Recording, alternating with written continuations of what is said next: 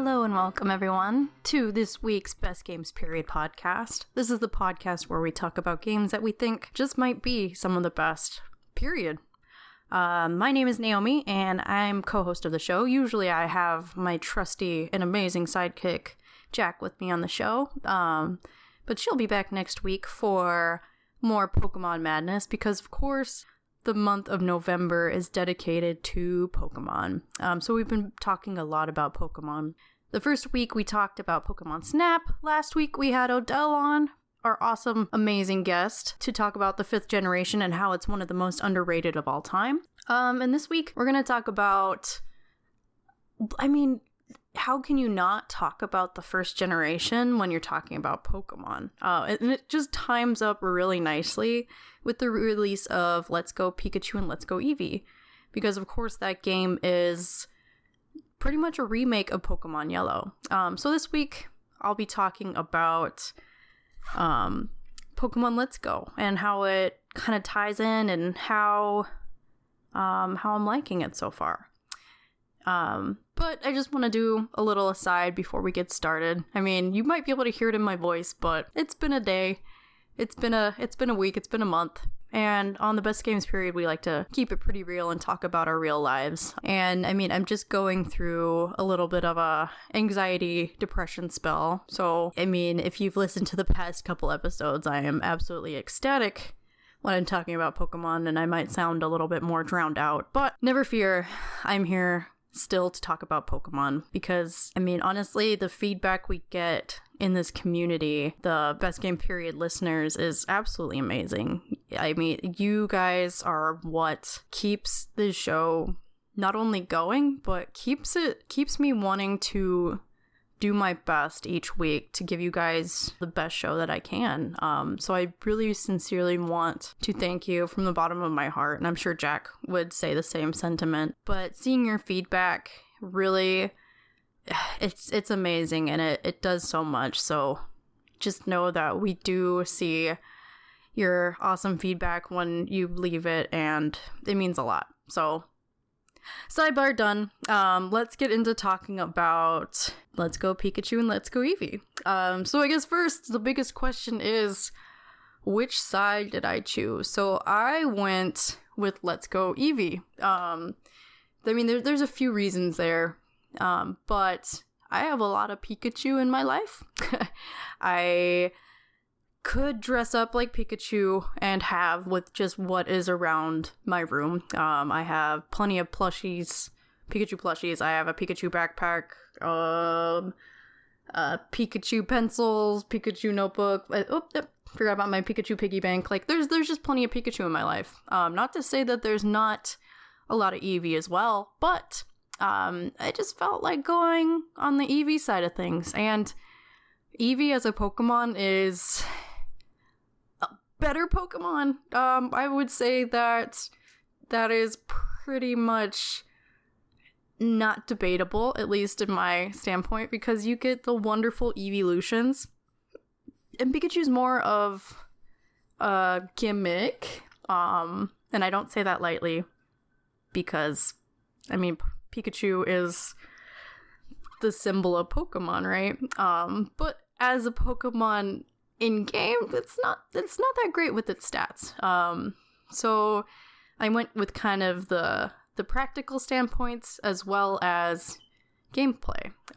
So starting up this game, there's an adorable cutscene on both sides where you get to just get absolutely drowned in adorableness.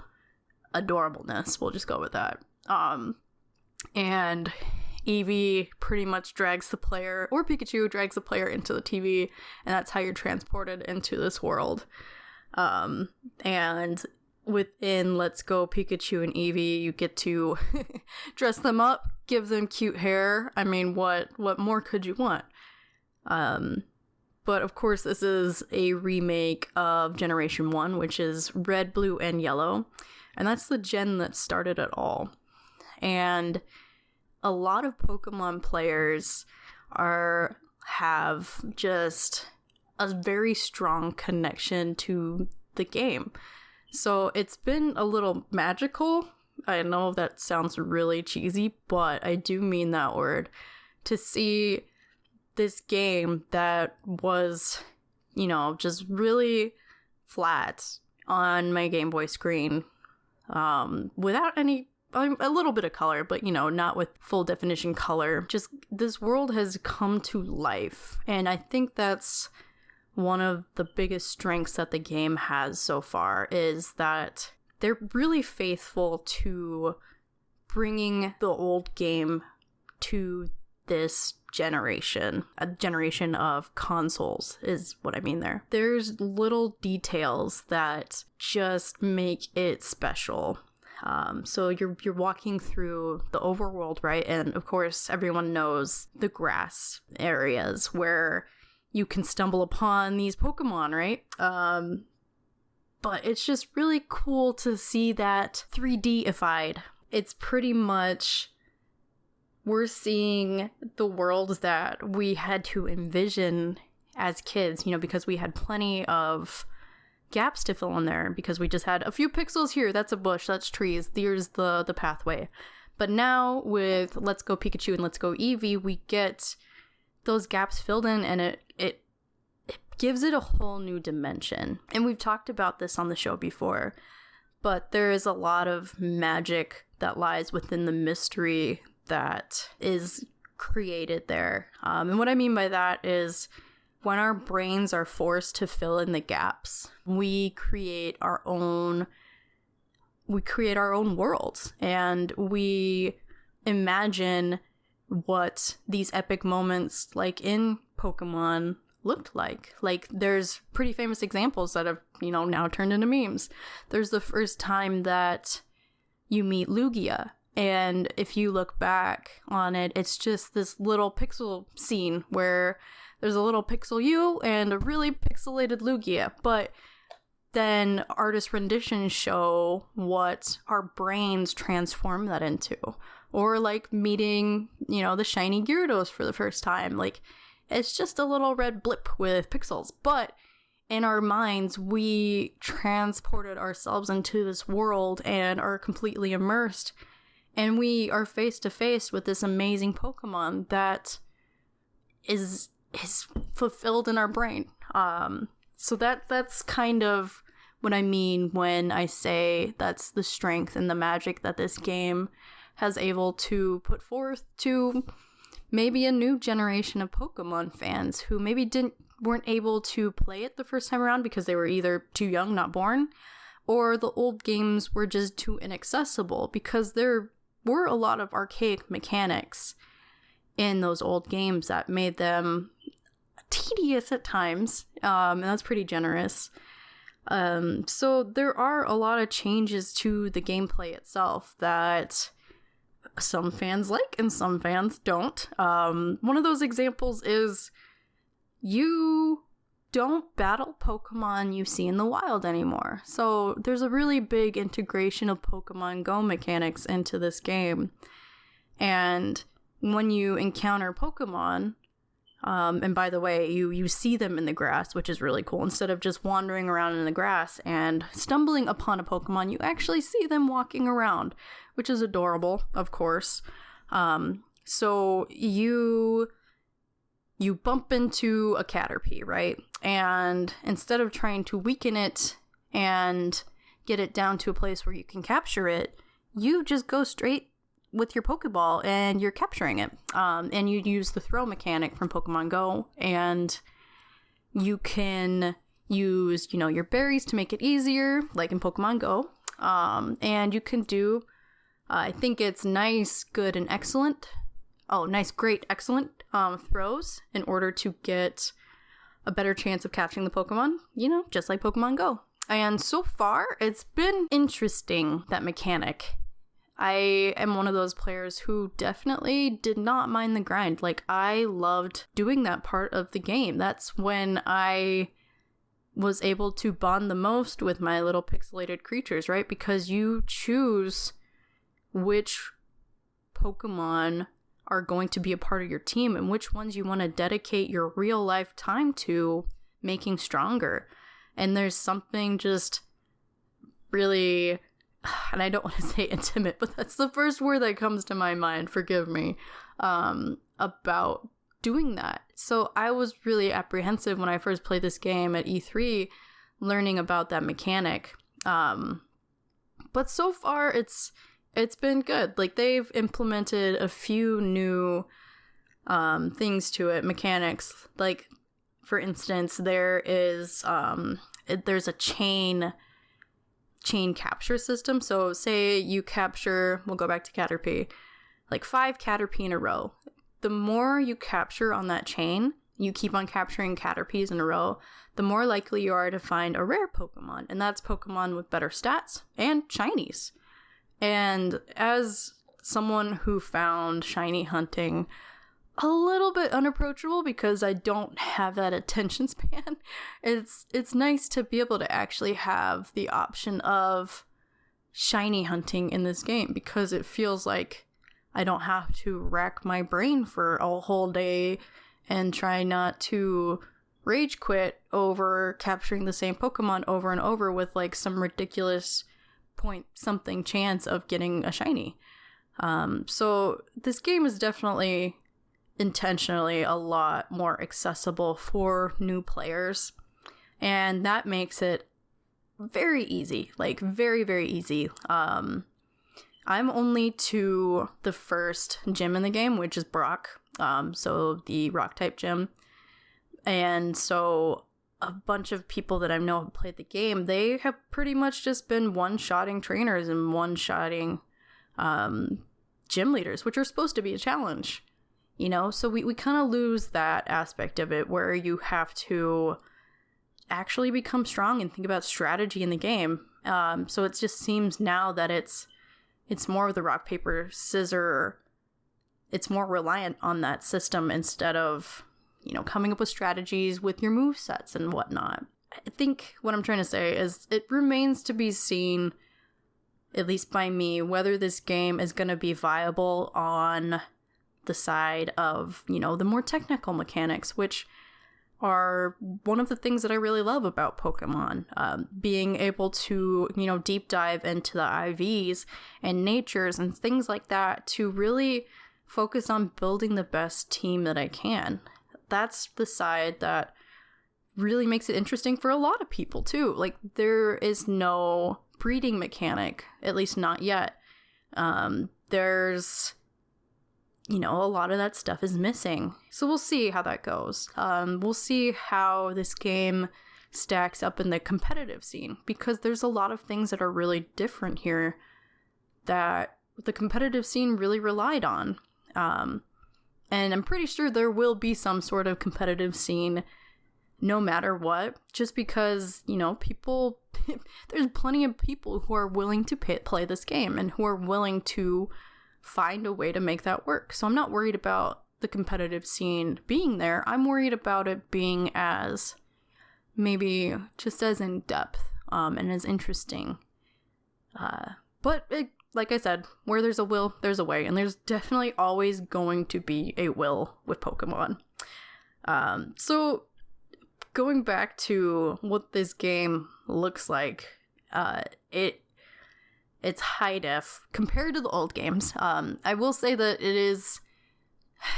it looks great, but it is not as advanced as maybe it should be in terms of graphics. It's kind of that step between Sun and Moon and maybe what we're going to see with the 2019 release in Pokemon. And we don't know what we're going to see with that, right? We don't know if it's going to be another generation release like we've seen for the entire history of the franchise, or if we're going to get a branch off that looks completely different, where they do something like Breath of the Wild, where we get an open world game.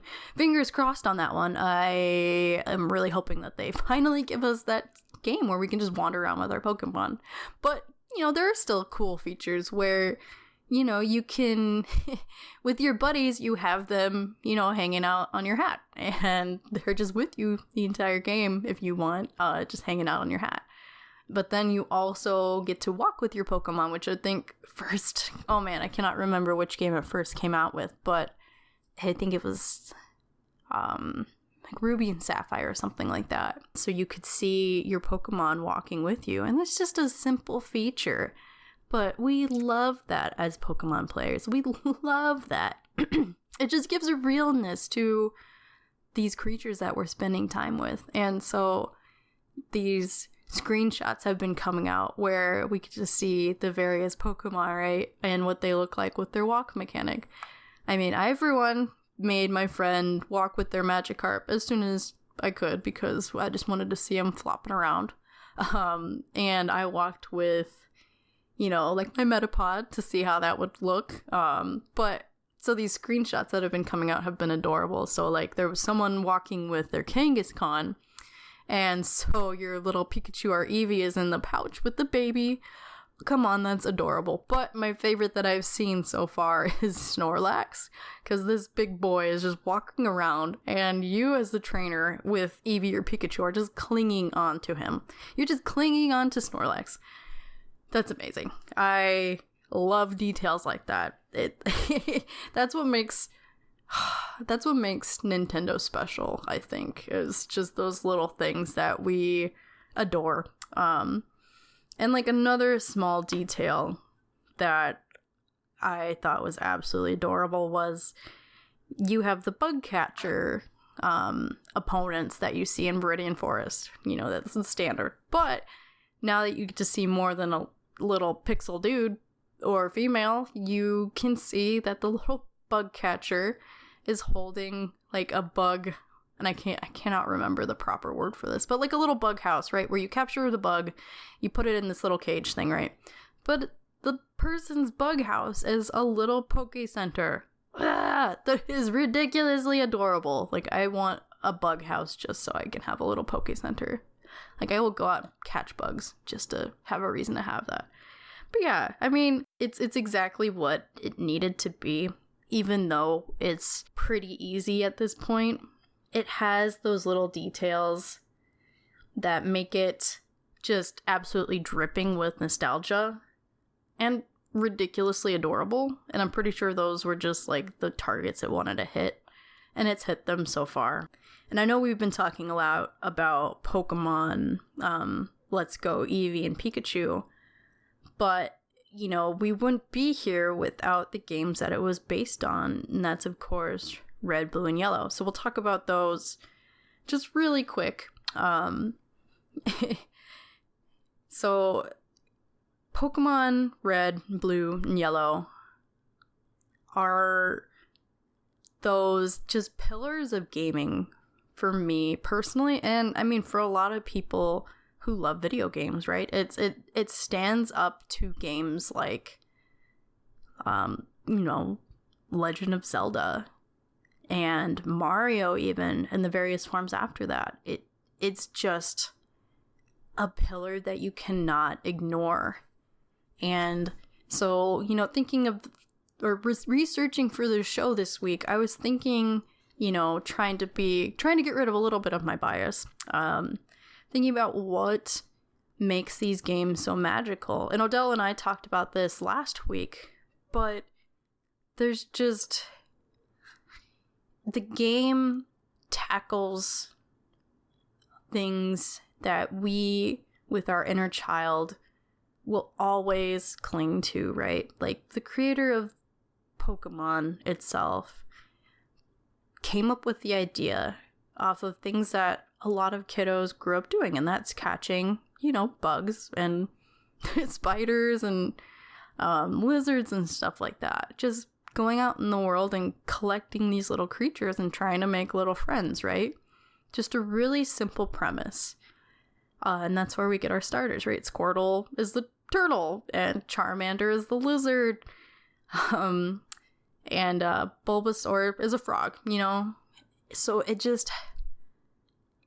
instills that sense of adventure that we get, or that we had when we were younger and we were out, you know, trying to get these little creatures. Even things like, you know, going out and picking flowers or finding cool rocks. Like, there's something about going out and trying to explore and discover that as kids is just one of the best things ever, because we're still forming our place in that world, in our world, and forming our ideas of the world. And these little pocket-sized things that we can take with us become a really big part of us. And then on top of that, we get these hidden complexities that make it a game that is beyond just getting these cute creatures, right? We get those hidden stats that you have to work a little bit harder to understand, because of course you can just play these games at their surface level, beat them, beat the 8 in the region and become Pokemon champion. But, there's endgame content in a lot of these games, and that's a huge part of what people cling on to is once you beat the game, there's a lot to do. You can still fill out your Pokedex. You can breed to get the best Pokemon for the best natures. You can hunt shinies if you're insane like that. I'm just kidding. I'm not knocking shiny hunters. I am shiny unlucky, so I'm jealous of you guys. But there's just so many things that you can choose to do within this universe that I don't think is in a lot of games. Well, no, that's not entirely true, but it at least in, I think maybe it's like the same thing, like, we'll use Skyrim. You can choose to play that game in so many ways. You can choose to be so many different types of people. Like, you can go out and be an herbalist, alchemist, sorcerer mage. You can be a warrior who creates your own heavy armor. You can become an archer with, sneak ability. You just have these different avenues to explore what you like in these games. And Skyrim is a good example because it has that specialness in it as well that people really gravitate towards. So, in my opinion, Red, Blue, and Yellow are some of the best games, period, because of that, because they established this world that obviously people really wanted, because it's a huge, huge, huge success that is still going and that will still be going for a very, very long time. So on that note of me giving it glowing praise, let's head to Contrarian Corner to see what people have been thinking about Pokemon Let's Go Eevee and Let's Go Pikachu. Because even though it has only been out for less than a week, probably about a week by the time you guys are listening to this, people still have opinions. So let's see what they had to say. And so for this first review, this one is for Let's Go Eevee, and it's from Diamond00, and they wrote this 2 days ago. And they say, I really tried to give this game a chance, but it's like they decided to make cuteness the central theme, but disregard every other aspect of gameplay. Resources were allocated into customization, petting your Eevee, riding your Pokemon, making sure you have a comfortable time overall.